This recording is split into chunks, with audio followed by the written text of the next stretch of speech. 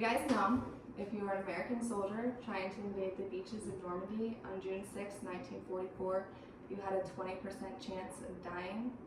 And out of the 1,400 soldiers that day that stormed the beaches, over a third of them died within the first hour.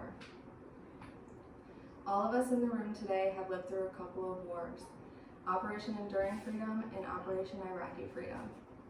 But we were lucky enough to not have to live through World War II. Throughout this speech, I'm going to guide you through one of the most infamous wars in history to this day, with the bombing of Pearl Harbor, D-Day, and the invasion of Normandy, and the overthrow of the Third Reich. First, I'm going to examine Pearl Harbor. According to Dr. Hans Benedict, Bonnie Lynn, and David Gompert, in the book entitled Blinders, Blunders, and Wars, they write that the Japanese decision to bomb Pearl Harbor was an unparalleled mistake. The U.S. banned the sale of aviation fuel and high-grade scrap iron in order to slow Japan's advances into China. It ultimately did not slow their advances, so in 1941, Roosevelt froze all Japanese assets in the U.S., which shifted Japan's eyes to plan an attack on the U.S., which we now know as Pearl Harbor.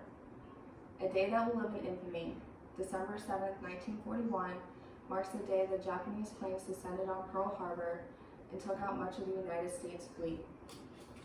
19 ships were sunk, 200 aircrafts were destroyed, and over 2,000 American lives were lost.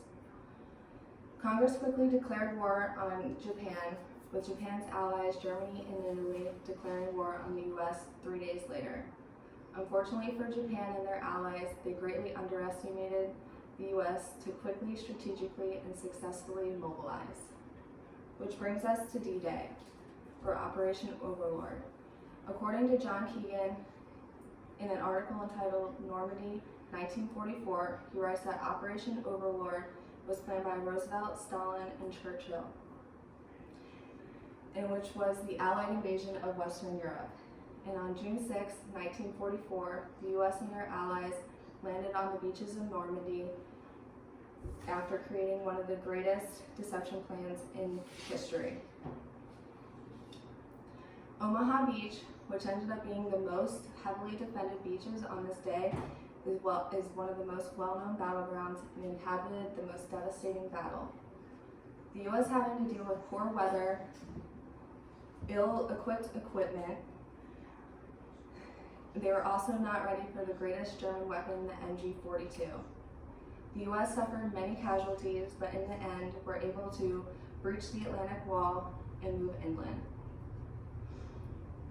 So finally, we get to the end of Nazi Germany. According to David Gompert, in an article entitled Hitler's Decision to Invade the USSR, he wrote that the Axis powers, which consisted mainly of Germany, Italy, and Japan, could not sustain fighting in the harsh weathers. With the U.S. and their allies being much more prepared, it resulted in the Russian pushback behind the areas that the Germans initially captured. With the Allies coming from the west and the east, Hitler divided his army to the USSR, which overextended his army by trying to address two different fronts. With Hitler's armies overextended, it resulted in many key battle losses for the Axis powers, and Germany succumbed to the pressure of the Allied forces. Hitler, knowing this, ended up committing suicide along with his mistress, which ended Hitler's dreams of a 1,000-year Reich. So World War II was a long and brutal war with many casualties. There was a lot of heartache felt all over the world, from the beginning of Pearl Harbor to the infamous D-Day. But in the end, it brought a sense of relief when the Allies prevailed and brought the end of the dictatorship of Adolf Hitler. The bravery of all the troops that went to war on that somber day of June 6th is something to be proud of. If it wasn't for these true heroes, we wouldn't be where we are today. And like FDR once said, the only thing you have to fear is fear itself.